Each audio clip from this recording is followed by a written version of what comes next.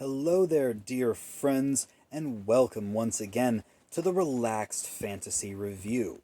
On this channel, we have a look at fantasy of all sorts, from books to movies to video games, and we apply the characters and items within and bring them to the tabletop game of Dungeons & Dragons 5th edition. Today we're going to be discussing quite possibly one of the most powerful characters in the entirety of the Disney canon, the Queen Elsa from the movie Frozen. Queen Elsa is a absolutely powerhouse of a magical using character, but how does she translate over to the world of D&D? Let's have a look.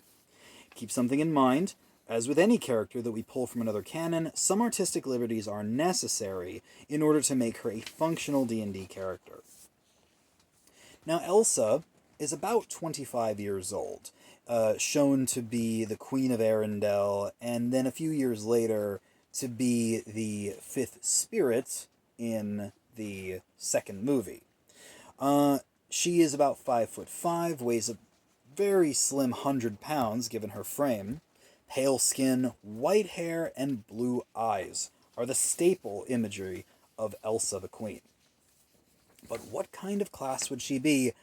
That's an easy question to answer, considering that her magic is hard to control at first, and even in the later parts, she doesn't quite understand how it works, but she was born with it. That makes her a wild magic sorcerer, hands down. Noble background is pretty easy as well to determine for her. I decided I was going to make her a half-elf, with a little more magic on her side and having that natural kind of northern look to her. It makes sense that there could be some elf in her blood. I also made her a lawful good alignment, very, very dedicated to the rules of Arendelle, and good because she seeks the best for her kingdom and for everyone she meets. I also decided to make her level 20, because in her very first outing, she uses the spell Control Weather at a very high level, and she only gains power as time goes on. Calling her a level 20 sorcerer is not difficult. She is immensely powerful. Her stats, though, aren't the greatest in the world. She has no particularly physical strengths. I gave her a standard 10. She does have a little bit of speed. She's shown to run and, climb a little bit in the movies. I gave her a 12 in dexterity. Also, she takes a couple fair hits, in the second film especially, and has a 12 constitution. She's reasonably well studied, being a noble. I gave her a 14 for intelligence, but her ability to make tactical decisions is kind of questionable. Relying a little bit more on the others in her life to make those decisions for her, so I gave her a 10 for wisdom. But her charisma is her spellcasting ability, and not only is she the queen, she is capable of using her magic to the absolute max, so I gave her a 20 for her charisma.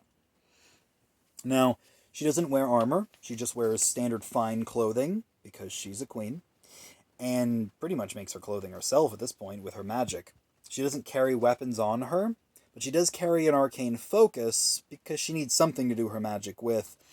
Exactly what that arcane focus is, you can use your imagination. I like to imagine it just being a shard of unmeltable ice that she kind of keeps on her person at all times.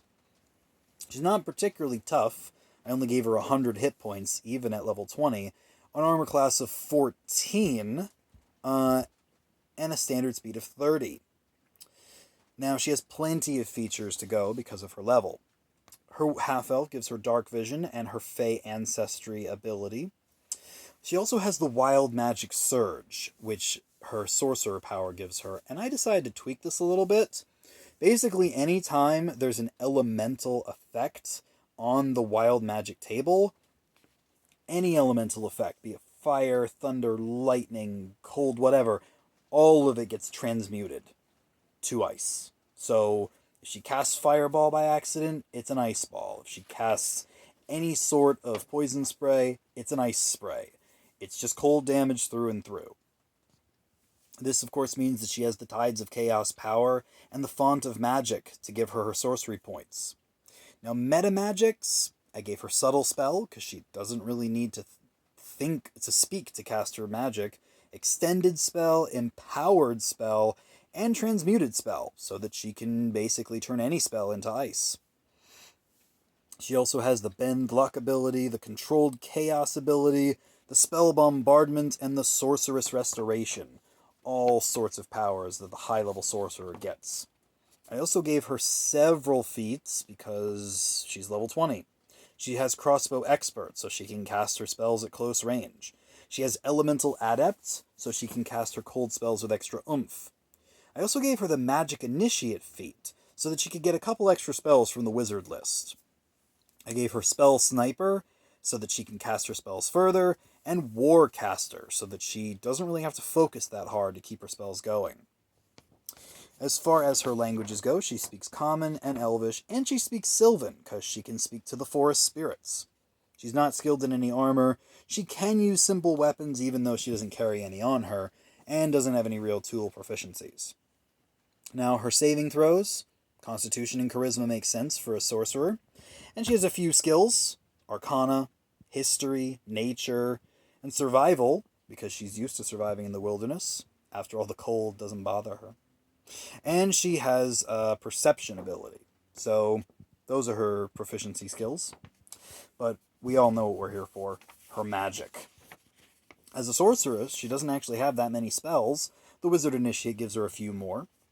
She has several cantrips. Chill Touch, Dancing Lights, Minor Illusion, Message, Prestidigitation, Ray of Frost, Mending, and Light. She has 4 level 1 spells, Chromatic Orb, Mage Armor, which you would assume she'd have on all the time, that's why her armor class was 14. Shield, she's shown to use Ice Shield actually in the first movie to block a crossbow bolt, and Find Familiar, because she can create new life. She also has 2 level 2 spells, Gust of Wind and Alter Self. 2 level 3 spells, Water Walk and Sleet Storm. Everything's making sense so far. 2 level 4 spells, Ice Storm and Dominate Beast. 2 level 5 spells, Cone of Cold, obviously, and Creation, the ability to create things, which she's shown to do in both films. At level 6, she has Globe of Invulnerability. At level 7, she has Prismatic Spray. At level 8, she has Dominate Monster. And at level 9, she has Time Stop. This is something that comes from the second movie, when she's shown to be able to look into the past. I think it's not too much of a stretch to say that if she can see into the past using the power of Otahallan, she probably can predict things fast enough that she could stop time temporarily, and if nothing else, you could say that she freezes time. So, that's Elsa's magic. Now, what can I say?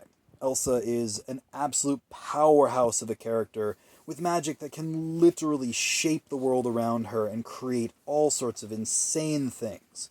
Her magic goes way beyond anything that most Disney characters get to see, and having her in your party would be absolutely broken at anything other than the highest levels.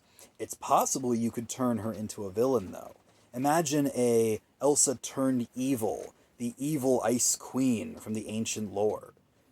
Anything is possible with a sorcerer this powerful. Tell me what you would do with Elsa. Leave a comment down below, and let me know how you would implement her in your games. Also, if you liked the video, please like and subscribe.